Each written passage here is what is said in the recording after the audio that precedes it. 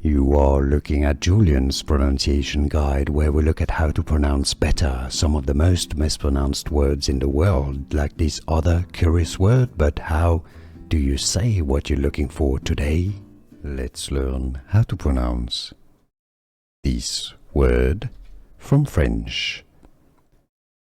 It comes from the word gratin, which is a French dish. For more names from French cuisine, make sure to stay tuned. Gratinée is how it's pronounced in French. Gratinée, meaning it's a dish cooked in the oven and toasted on the top. Gratinée.